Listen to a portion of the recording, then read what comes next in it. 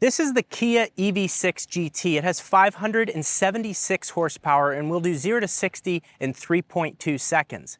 I've actually heard recently that a lot of men are not dating women anymore, and it could be because EVs accelerate so fast that women seem boring. This thing is incredible for a lot of reasons. It's a performance-oriented EV that has things like sports seats and a drive mode button in there that takes you to the most aggressive setting with an adaptable suspension. Not only is it gorgeous on the outsides, especially these headlights, which on the approach when one is coming at you, it looks really different than anything on the market. We also want to look at these 21-inch wheels with gloss black wheels and GT-specific brakes colored in neon. Now, if I were to be a little picky, I would say they should have the Kia logo right on this flat part, or it should say GT. I think that would be a nice little touch, but I'm not going to complain too much because these neon brakes are incredible and go along with some interior features.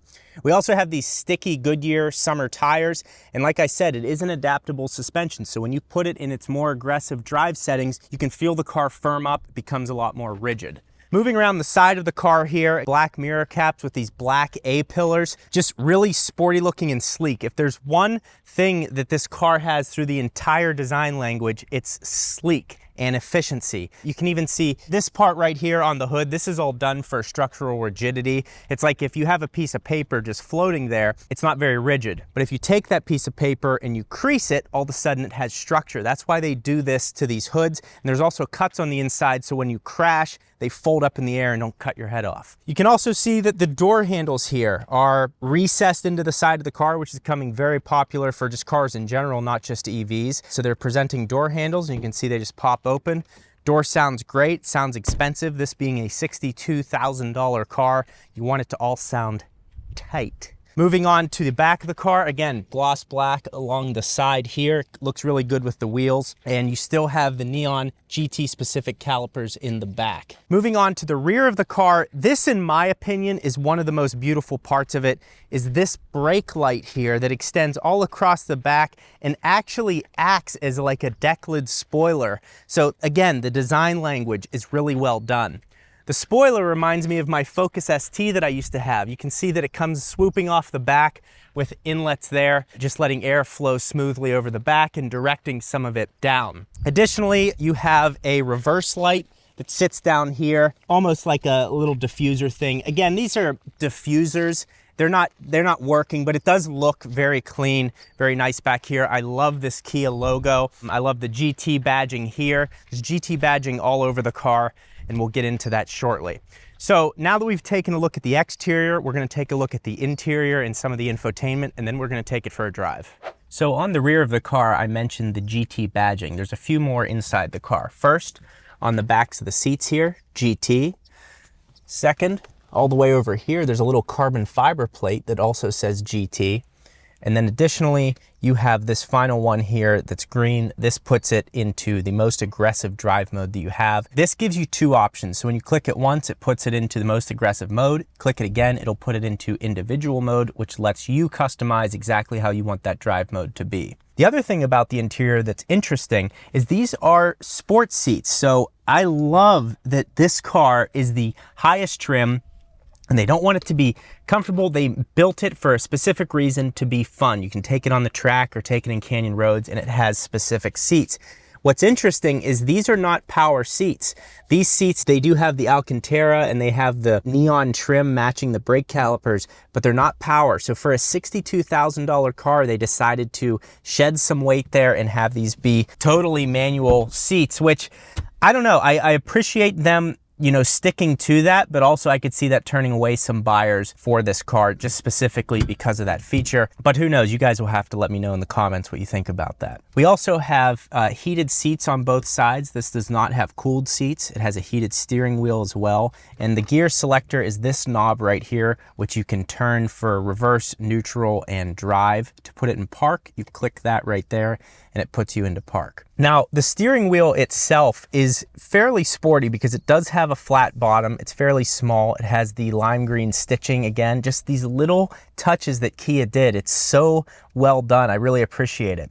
It also has Alcantara trim. So if you look along the door panels there, it's full Alcantara along the sides with the Meridian sound system.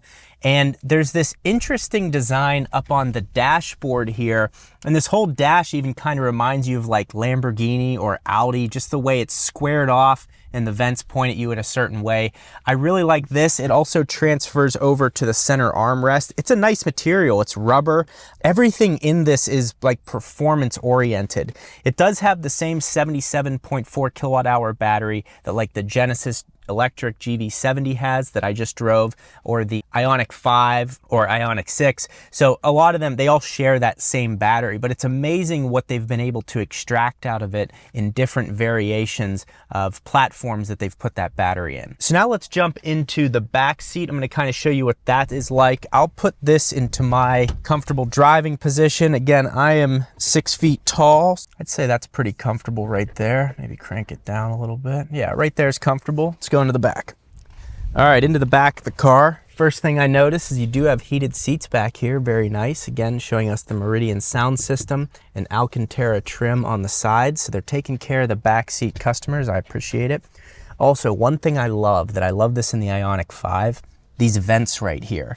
It's so much better to have these, being able to angle these blowing on your body as opposed to down here, keeping your kneecaps cool. I just really like that they're placed over here. That's a unique feature that not a lot of cars have. And we also have 2 USB-C charging ports down here as well. So as far as back seat room goes, there's a ton of space back here. I mean, look, that's 9 inches that I have in front of me. We can also recline the rear of this. So here's the most upright position right here. And we'll crank that baby back. Look at that. That's nice. That's a lot of room. I mean, for as low as this car sits, it has a nice amount of headroom. Let's sit up straight. Yeah, still has a nice amount of headroom in here. Alcantara trimmed seats, and they even have this GT neon specific color stitching all through the car. It's not like they cheaped out on the back seats and it's different than the front. So yeah, and again, a totally flat floor in the back, no gear tunnel. It's just it's a well-made car. Let's go back to the trunk. One other feature is this 120 volt that's in the back seat. It's kind of hidden down there, and that would be good if you have passengers that need to charge an iPad or laptop. Just cool to have these 120s appearing in a lot of cars these days. Now, I will say we did have an issue a couple times opening the trunk. It's this button right here that you're feeling for that little nipple right there. So once you find that, press in and it'll open up. On the trunk here, EV6, which gives you the max load capacity of 160 pounds, which in America, no one is 160 pounds. We're usually double that. So if you're in America, don't sit back here, the car will explode. This little trigger right here, what's this do? I think that releases the seat. Yep, that's a seat release. Whoops, sorry. Almost killed the cameraman. Yeah, so this button right here releases the seat. You got another one over here.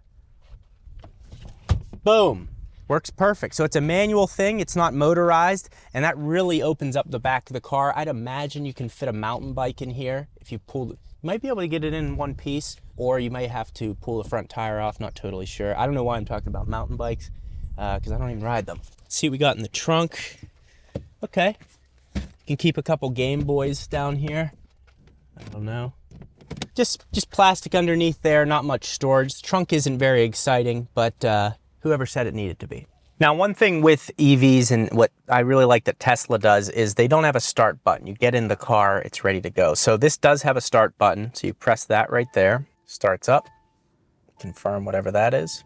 So here you go. Here's your displays. These are both 12.3 inch displays. And again, one thing I love about this car is everything is driver focused. So this display curves around you. You can see this, the EV start button is pointed at me. Everything is focused on the driver, and this being the GT line, the performance version, I really enjoy that. So now to jump through some of the screens. So one thing I always liked about Kias and Hyundais is the fact that it shows your range when you change drive modes. So currently we're at 170 miles of range. This only gets 206 miles of range on a full charge. So that's not good, but for driving around town, if you're driving around town and you want something that is extremely quick, this is going to be more than enough for you. So if that's what you're doing, you want something that's fast and different, this is going to be great. And I've also always said, instead of our government pushing us towards EVs as opposed to us wanting them. Like Tesla made a car millions of people wanted to buy. And I'm not saying it's for everyone. I'm not saying go buy a Tesla,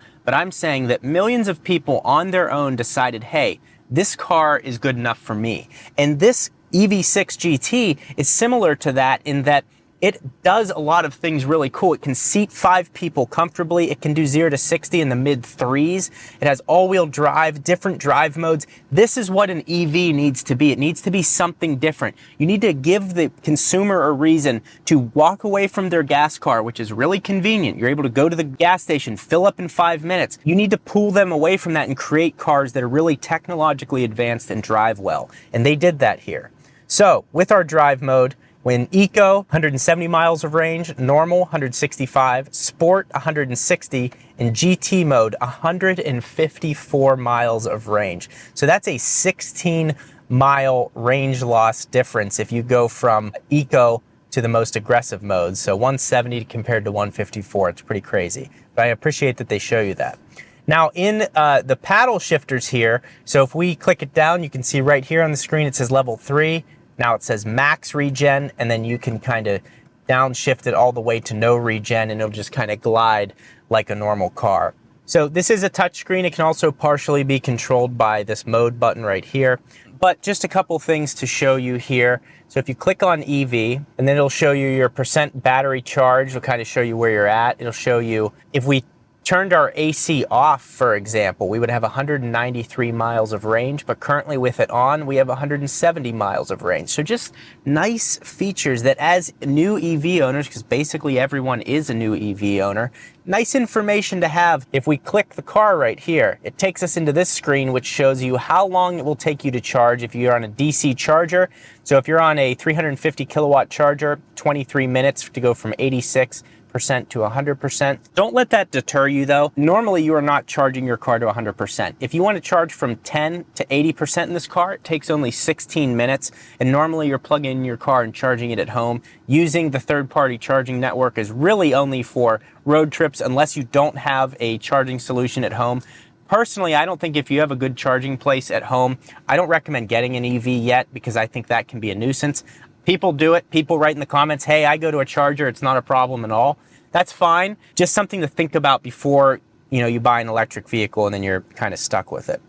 The other thing that's nice about this front seat area is this open design. So this kind of sticks out like a command module here. You have a wireless phone charging that sits down here in a really deep center console. And you have a place to store a bunch of junk in your car. I need you people to keep your cars clean. Stop putting junk in your car. This infotainment down here is so clean. It just gets you to exactly where you want to be quickly. I think it is good to have some buttons because as you're driving down the road, you could use voice commands, but it's just nice to have some easy buttons to go off of right here.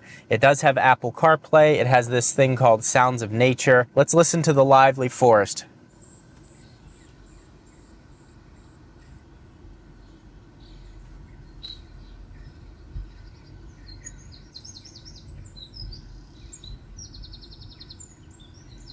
Doesn't sound that lively to me. Honestly, it sounds like there's a stampede coming in the distance. Enough of that. But there's some unique features that this infotainment system has. If you go to the navigation menu, and then you go, it has Kia dealerships. Let's see here, if it has POI categories, it has gas stations as an option here. But I guess you could go to a gas station, you need to get cigarettes because you're stressed out about the range of your car. But we go to EV charging stations here, and it shows you all of the different charging stations that are nearby. You can also filter them. Here's all the brands. There's EVgo, SEMA Connect, Electrify America, Blink, blah, blah, blah. I love that Green Lots by Shell. So you can unclick if you want to not go to certain brands. And if you also want to unclick the slower chargers and just go to the ultra fast chargers, you can do that as well. And then when you go back, it'll show you. So you can see there's only two. There's one that's 8 miles away and there's one that's 31 miles away. So it's very few and far between, but they are out there if you want the ultra fast DC chargers. Just some things to note, and as an owner, those are things you will get used to on the infotainment. So now that we've covered what I think is the most important parts of the infotainment, let's take it for a drive. Driving the Kia EV6, 21-inch wheels and performance tires with an adaptive suspension. So right now, the drive mode we're in Sport. We are now in Eco, showing 183 miles of range at 82% state of charge. I think what I love most about the interior while I'm driving this thing is how clean this screen is, and it also wraps around and faces the driver. Like I said before, everything in here is driver focused. So it's a really clean look in that sense. The seats are stiff. They're not bucket seats, but they're definitely sports seats. And I could see some people being bothered by that. But I mean, there's very few people who are going to actually buy this edition of the car. They're going to want something that has more range and is more comfortable. But despite it being like an all-out, you know, performance SUV hatch car, station wagon, I don't even know what you would describe this as because it does sit very low. We are in GT mode, 576 horsepower. Gonna give it a rip here and see what it does.